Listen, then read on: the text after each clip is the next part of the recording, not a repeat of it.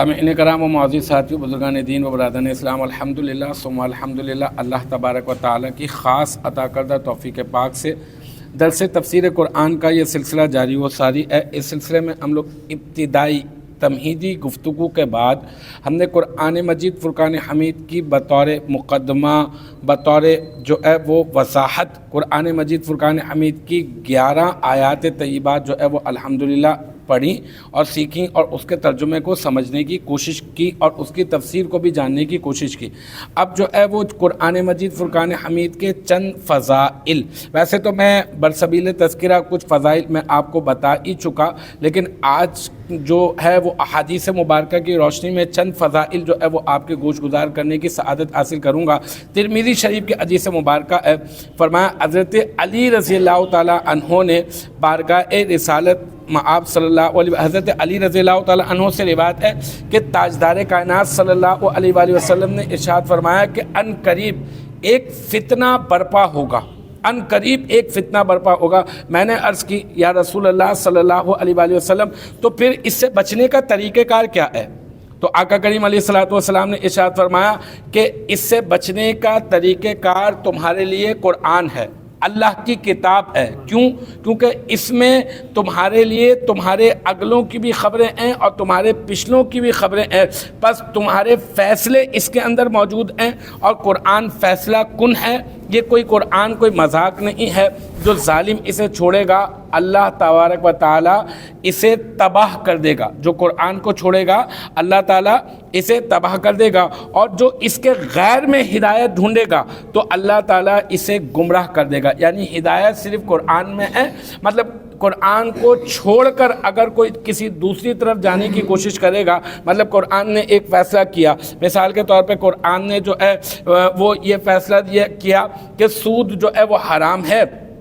اور زکوٰۃ جو ہے وہ حلال ہے، اور اگر اب کوئی اس طرح سے کرنے کی کوشش کرے کہ وہ کہہ دے کہ سود بھی حلال ہے اور زکوٰۃ بھی ٹھیک ہے، اگر دینی ہے تو دے دو اور اگر نہیں دینی تو دل چاہے تو نہ دو، تو یاد ہے کہ اس طرح سے اس شخص نے قرآن کے حکم کو تبدیل کر دیا۔ اور جو شخص قرآن کے غیر کی طرف جائے گا تو لہٰذا آقا کریم علیہ الصلوۃ والسلام نے ارشاد فرمایا کہ وہ شخص جو ہے اللہ تبارک و تعالیٰ اسے گمراہ کر دے گا۔ پھر اس کی فضیلت میں اور اس کی ترغیب دلاتے ہوئے مزید آقا کریم علیہ الصلوۃ والسلام نے ارشاد فرمایا کہ اللہ تعالیٰ کی یہ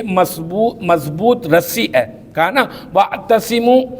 بِحَبْلِ اللَّهِ جَمِيعًا وَلَا تَفَرَّقُوا۔ ہاں، فرمایا کہ اللہ تبارک و تعالیٰ نے کہ تم جو ہے وہ اللہ کی رسی کو مضبوطی سے تھام لو اور تفرقے میں مت پڑو۔ اللہ ایک ساتھ ہو جاؤ، مجتمع ہو جاؤ اور مل کر جو ہے وہ اللہ کی رسی کو مضبوطی سے تھام لو اور آپس میں تفرقے میں مت پڑو۔ تو فرمایا کہ اللہ تعالیٰ کی مضبوط رسی ہے اور حکمت والا ذکر ہے، اور وہ قرآن مجید فرقان حمید سیدھا راستہ ہے اس میں، اور قرآن وہ ہے جس کی برکت سے خواہشات بگڑتی نہیں ہیں، اس کی برکت سے، اور اس کے ساتھ دوسری زبانیں مل کر اسے مشتبہ اور مشکوک نہیں بنا سکتی۔ ایسا ہونا کہ کوئی اور زبان، اس میں اور بھی زبانیں ہیں، مطلب عبرانی زبان میں جیسے بہت سارے الفاظ تھے وہ اس کے اندر شامل کر دیے گئے، تو کیا اس سے کیا اس قرآن مجید فرقان حمید جو ہے وہ فی نفسی کیا اس طرح سے ہو گیا کہ مشتبہ ہو گیا، کیا مشکوک ہو گیا؟ تو یاد رکھیں نہیں، قرآن مجید فرقان حمید کے ساتھ دیگر زبانیں مل کر اس قرآن کو مشتبہ اور مشکوک ہرگز نہیں کر سکتی۔ اسی طرح سے کبھی ایسا ہوتا ہے کہ ہم کوئی چیز کھاتے ہیں، مثال کے طور پر میں یہ کہہ دوں کہ بھائی مجھے جو ہے نا وہ کھانے میں جو ہے نا وہ بریانی بہت پسند ہے، اب میں ایک مرتبہ کھاتا ہوں، مجھے دوپہر میں مل جائے، صبح میں ناشتے میں مل جائے، رات میں کھانے میں مل جائے، اور مطلب یہ کہ بار بار میں بریانی کھا رہا ہوں، تو کیا ہوگا؟ دل بھر جائے گا، ہے نا؟ تو پھر اسی طرح سے میں کوئی کتاب پڑھ رہا ہوں، بار پڑھوں گا تو کیا ہوگا؟ کتاب سے دل بھر جائے گا۔ لیکن یہ قرآن مجید فرقان حمید کی خاصیت یہ ہے کہ حدیث مبارکہ میں ارشاد فرمایا گیا کہ یہ قرآن مجید فرقان حمید وہ کتاب ہے کہ اس کو آپ پڑھتے رہیں اور علماء اس کو پڑھتے رہیں گے، لیکن ان کی طبیعت جو ہے وہ سیر نہیں ہوگی، ان کا دل نہیں بھرے گا، اور جو ہے وہ کما حقوق اس کی جو ہے وہ حقیقتاً جو نہیں پہنچ سکتے، لیکن یہ کہ پہنچنے کی کوشش کرتے رہیں گے، لیکن یہ کہ حقیقتاً جو ہے وہ اس کا ادراک جو ہے وہ انہیں حاصل نہیں ہو سکتا، اس کے عجائبات ختم نہیں ہوتے۔ اور قرآن ہی وہ ہے، جب اسے جنات نے سنا نا، جنات نے جب قرآن کو سنا تو بے ساختہ وہ کہہ اٹھے کہ واقعی یہ اللہ کا کلام ہے، اور یہ کوئی عجیب چیز ہے کہ جو ہماری سمجھ میں صحیح طرح سے نہیں آتی۔ جو اچھائی کی رہبری کرتا ہے قرآن، وہ قرآن ہے، اور ہم اس پر ایمان لے آئے، اور جو قرآن کا قائل ہو وہ سچا ہے، اور جس نے اس پر عمل کیا وہ ثواب پائے گا، اور اس کے مطابق فیصلہ کرے گا، وہ منصف ہوگا، انصاف کرنے والا ہوگا، اور جو اس کی طرف بلائے گا وہ سیدھی راہ کی طرف بلائے گا۔ ایک اور حدیث مبارکہ، یہ ترمذی شریف کی حدیث مبارکہ ہے، حضرت ابو سعید خدری رضی اللہ تعالیٰ عنہ روایت ہے، بہت خوبصورت حدیث مبارکہ ہے۔ آقا کریم علیہ الصلوۃ والسلام نے ارشاد فرمایا کہ اللہ تبارک و تعالیٰ ارشاد فرماتا ہے، جس کو قرآن نے جس کو میرے ذکر سے اور مجھ سے سوال کرنے سے، میرے ذکر سے اور